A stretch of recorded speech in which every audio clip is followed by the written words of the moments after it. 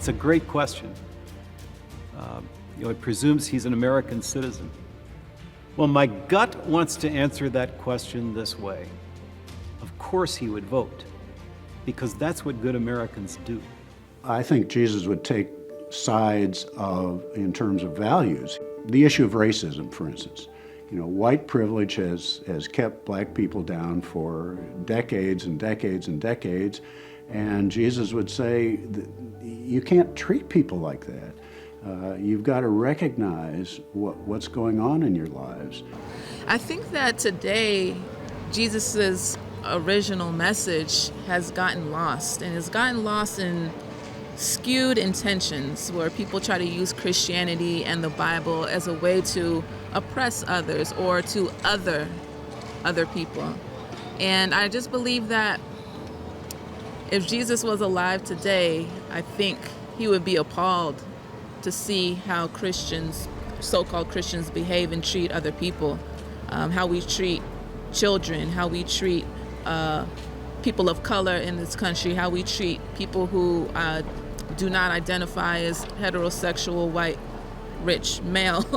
So I think Jesus would probably be a little appalled, and Jesus would probably be one of the oppressed in America, for sure. God, through Christ, was interested in the poor. He focused on folks who did not have enough and suggested that we ought to live in a simple way, that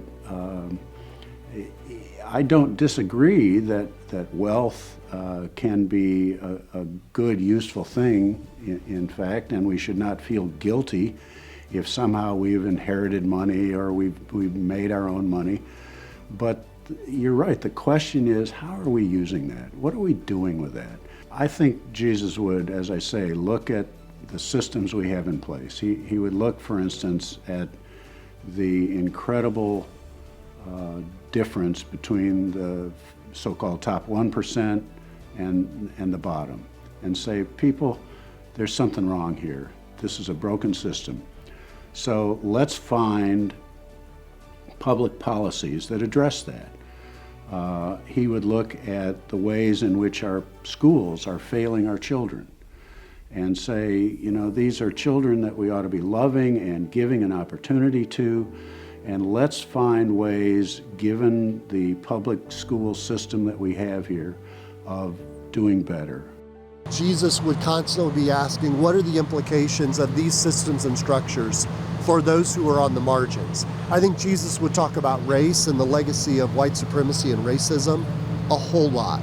I think Jesus would talk about what it means to welcome the immigrant and the stranger and the refugee a whole lot. I think Jesus would, if Jesus was turning over tables of folks trying to profit off religion and profit off the poor during the Passover outside the temple, there'd be a lot of money changers' tables being knocked over in Wall Street and around this nation. I see in the two political parties that exist either an emphasis on me or an emphasis on we. The world that I've come to embrace and that I live in now focuses way more on the village mentality of, if you're not okay, we're not okay. If you're in pain, we're in pain. If you're at loss, we're at loss. And for me, I see that in a biblical sense. If you look at Acts in the early church, it says they sold everything they had and gave to anybody in their community that was in need. They came together and devoted themselves to these things. Nobody wanted for anything. And yet I can't figure out how that principle hasn't continued on. I think Jesus very definitely would challenge people. He did in his own day. Those parables are tremendously challenging. Able to listen to him speaking to our community today, he would give us a lot to think about. You think about his message and you put it in contrast with how you're living your life, and you might not feel so enthusiastic about it all. I think Jesus would have that kind of effect.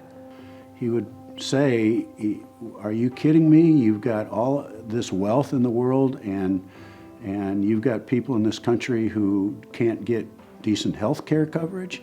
There's something wrong with that. We Americans focus on the individual, what's right for me, and we lose this idea of the common good, The question finally is, are you sacrificing the good you can do to needy individuals and to ministry to people in need for your own self-aggrandizement?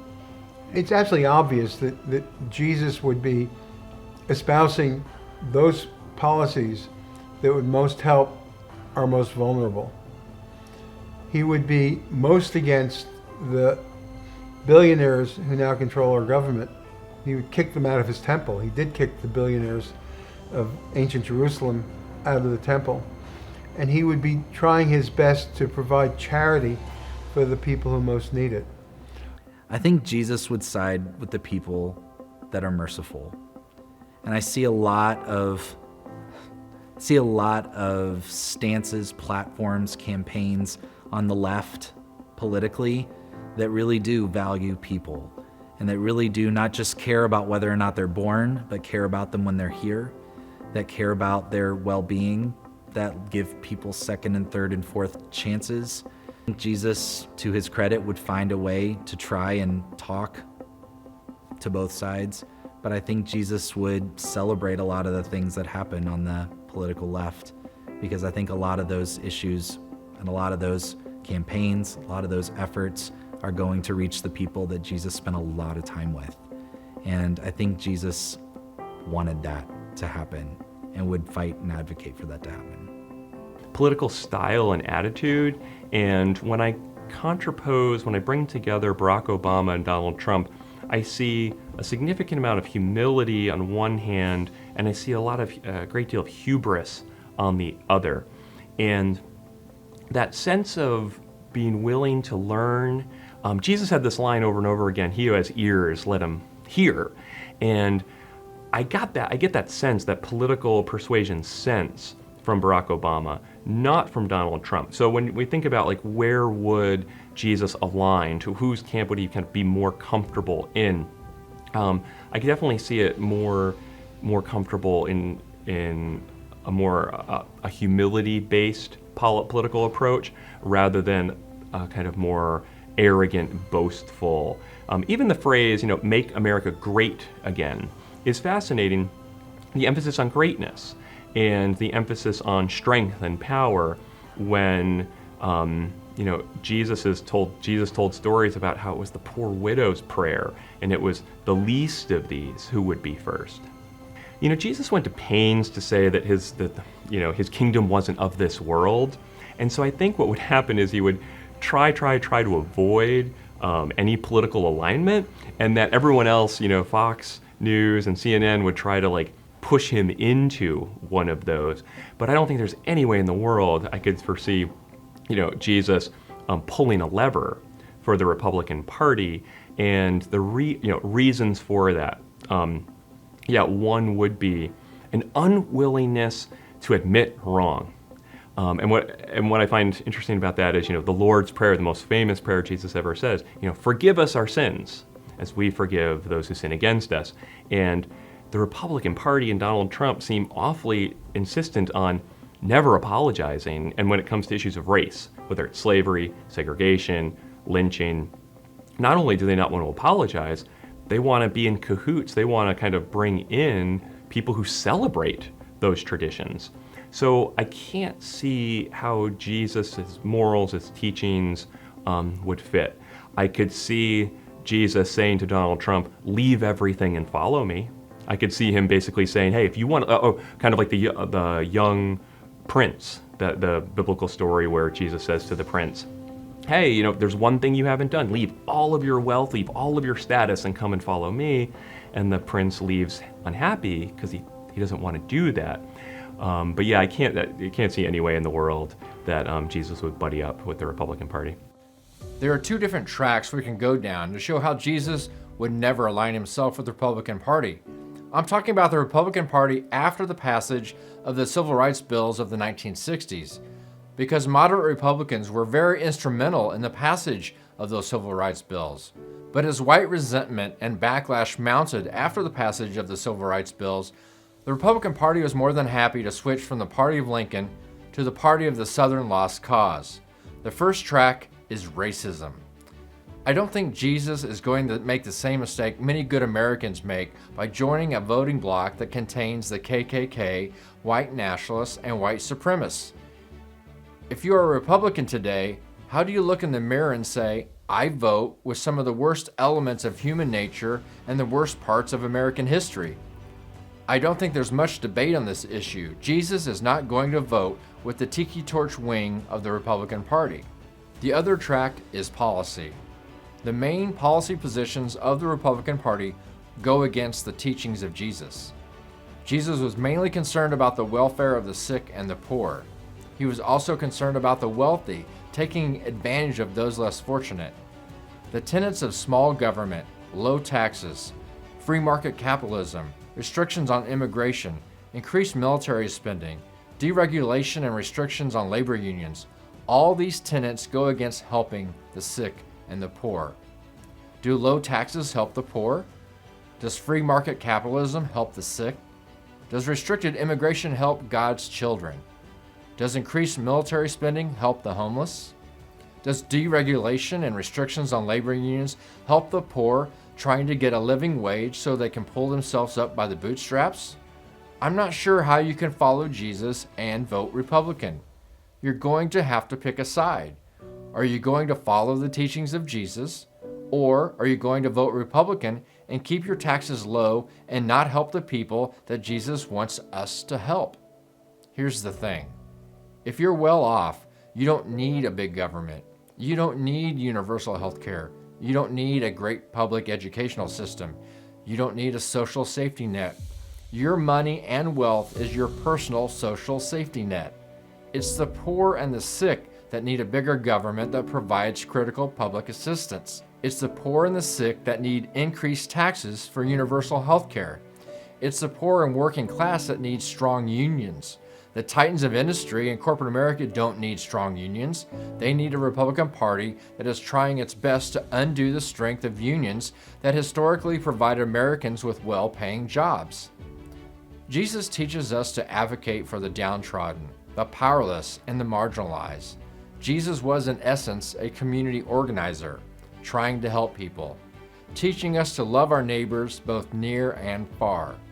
When Barack Obama ran for the presidency in 2008, he was lambasted by the right for being a community organizer. Why would Jesus vote with a party that thinks being a community organizer is less than? There is a through line starting with Barry Goldwater to Donald Trump. That line is fear. Fear of the other. Fear of sharing the abundance that America has provided specifically to white Americans. Jesus' message was one of hope. It was one of raising people up.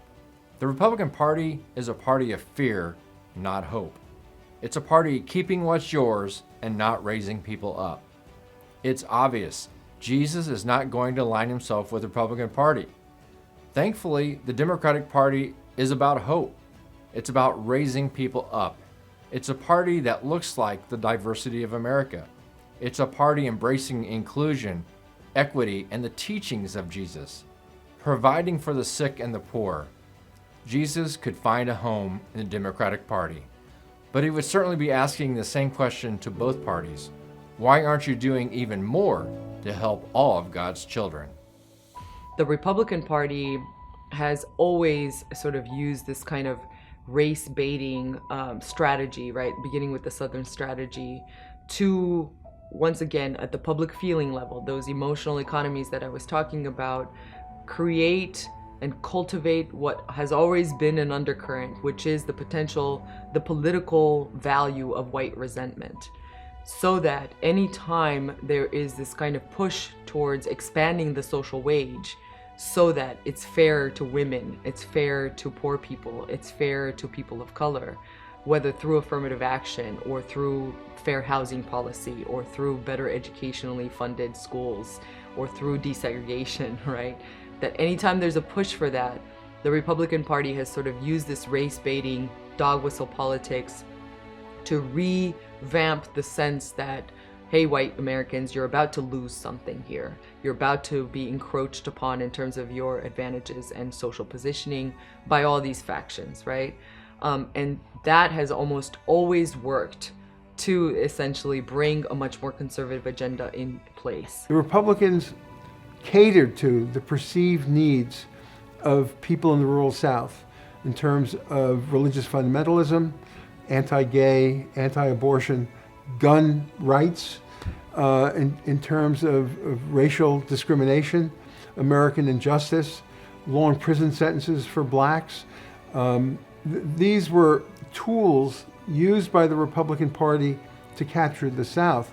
And then the next extension was to realize that these same policies would be very popular in states in the North that had large rural populations that were suffering greatly during the mechanization of labor, no more farm laborers, a decrease in factory work because of the robotics, and the taking of jobs from rural America, industrial factories, and planting them in Mexico and then in Asia, that these places were suffering, and that the same policies that had been effective in capturing the South of the United States would be effective in capturing rural areas in the rest of America. So the Republican Party became the party of the past, the party of older people, the party of the most bitter, the most worried about change, the most worried about new social configurations, the increasing power of women, the increasing power of black civil rights, the increasing power of gay civil rights. The Republicans represented themselves as the protectors of the past for people who were very frightened of the present and very uncertain about the future. You know, I love Jesus more than I love the church. And people are sometimes surprised to hear me say that as a pastor. But there are times I think Jesus calls me to hold the church accountable when it's been less than loving.